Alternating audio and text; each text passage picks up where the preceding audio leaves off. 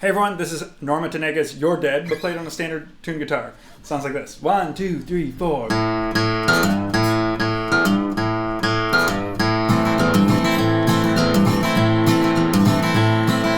sing if you want to live long. They have no use for your song. You're dead, you're dead, you're dead, you're dead and out of this world.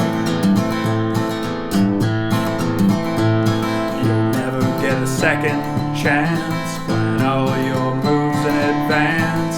Stay dead, stay dead, stay dead, stay dead, and out of this world.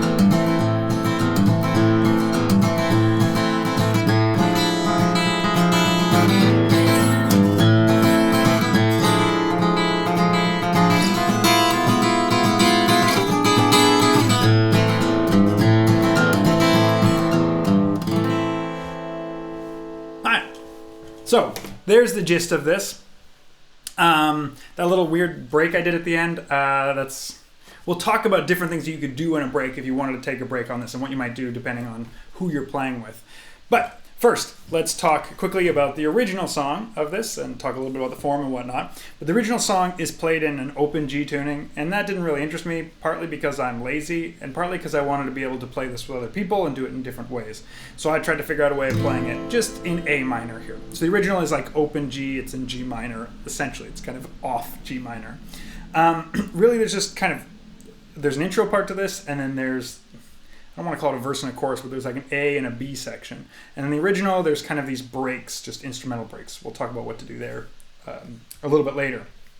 But essentially, we're all here in A minor, and we're just playing the vocal melody and strumming the chords, right? They'll never get a second chance, plan all your moves in advance. And we just kind of strum the chord in between, right?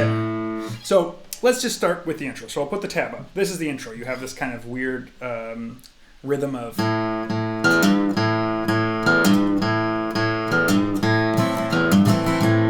now. One thing that's important here is because I want to hold this A minor the whole time, you have to get that note with your pinky, and we do that a bunch through this tune, so it's a good strengthening exercise for your pinky if you haven't done it before. Okay, so then the second line here is just basically this kind of vamping pattern. All right. Then a big thing is that last bar is a little bit different because we have to hit that A. That's the beginning of our vocals. So we make sure at this last time we don't do the pattern of, we go, ba. Then we're ready for this verse here. We go, ba, da, da, da, da, da, do, ba, da, ba, da, da, da, do. So that's the verse section there. Those, I guess it's 6 bars. One thing that's a little bit weird, and sometimes I wonder about even talking about this, because the best way to think about it is to not think about it. We have that vocal melody. Ba da da da da da do, ba da da da da da do. But our meter's changing here. We have this 1, 2, 3, 1, 2, 3, 1, 2, 3, 4. 1, 2, 3, 1, 2, 3, 1, 2, 3, 4. So it is a little bit of an odd meter thing, but you don't think too much about it. Just kind of follow that melody, because if you do the melody, it's weird if you try to put it in 4. Ba, boo, doo, doo, doo, doo, doo. It sounds awkward. So if you know the melody well, it's not tough at all. Okay, the second part, this kind of you're dead, you're dead, you're dead.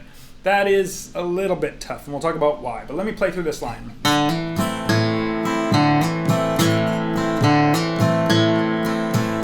Keep going.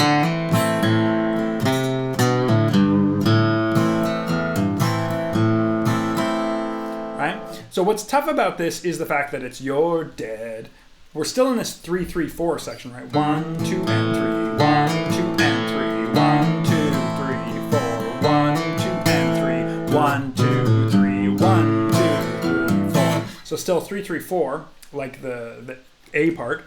But that you're dead, that's an upbeat.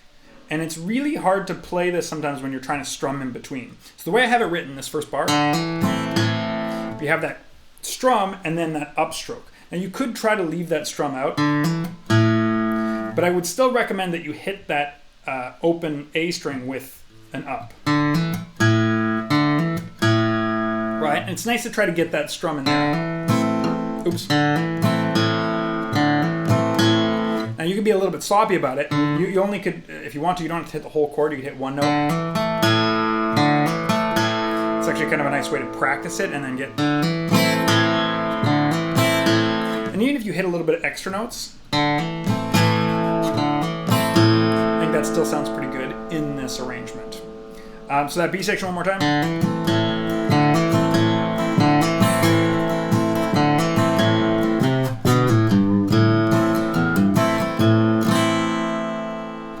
Okay, so now let's talk a little bit about what's going on in the breaks. Now, years ago, I transcribed this in the open G tuning and did actually kind of figured out some of these parts. But that was with a student a long time ago and kind of figured out our own ways of playing through it. What's happening in it is it's not like we're playing a vocal or there's even really any real melody when they take the breaks. It's just kind of like, here, let's put a pause. And often you get this kind of weird out of tune thing. So first thing that might make sense is just to if you're going to strum things, is just take a chord and just move it up or down. That's a good way of kind of getting this. So you just want to break and you want to get that kind of atonal sound. Step, we would call it a side step. You're moving out of the key by just moving something one fret. Really easy on a guitar to do.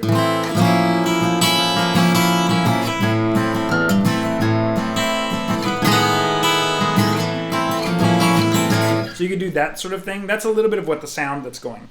I'm hearing kind of a diminished sound. So the way I did it, what I did instead there is I kind of, I just played like an E, I'm thinking of it as an E7 flat 9 chord, but you could also just think of it as a diminished chord here. I'm getting these three notes, and I'm just getting the open notes there, just why not? And when you have diminished chords, you can just move them up. So I think what I did was something like...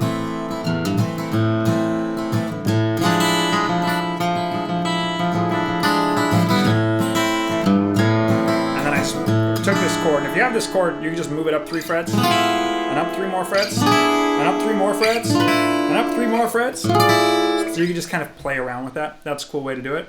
Now, a more traditional way of doing it is you could try to take the vocal melody, what we're doing here lower, and you could try putting it up an octave.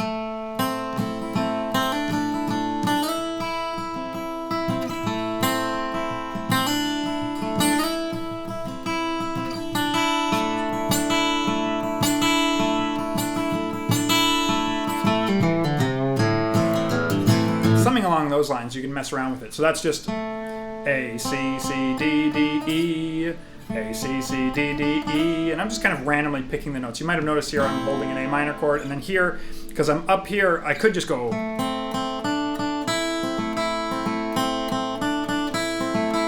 But if I go up here, which is something I often do, I just hold a little bit of an A minor chord up here. So I'm just getting 5 and 5. And then D, E, A, D, E, A, D, E, A, D, E, A, and then ba-ba-da-ba-dum-bum. I don't know what I did. It's along those lines.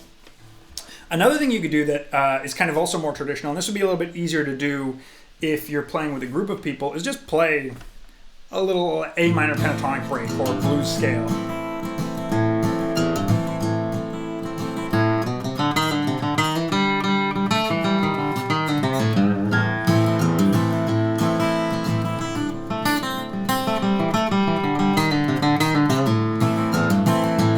Making up nonsense here that's in this A minor pentatonic scale shape. So if you know that shape, you could just do that sort of thing. That's a little more traditional. That's not what's happening in the tune. And I kind of wanted to respect that a little bit by just getting these kind of weirdy, diminished sounds. So that's what I did. I guess it depends on how I would want to play this. Anywho, those are some different ideas of taking breaks over this. Really try to mess around, make it your own. Find what you like and experiment around. If you find a sound that you like, try to make it work. Yeah. Okay. Anyways, let me go through the tab at a very slow pace, just so the tab's on the screen.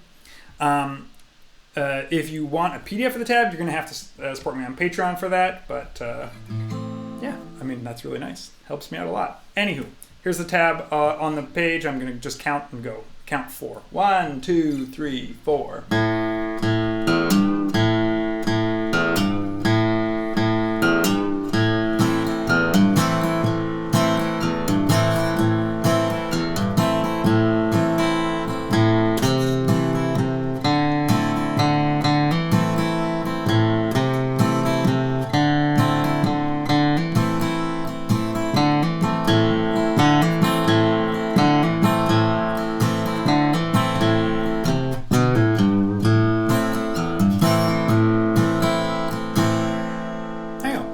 right, till next time. I hope you enjoy this.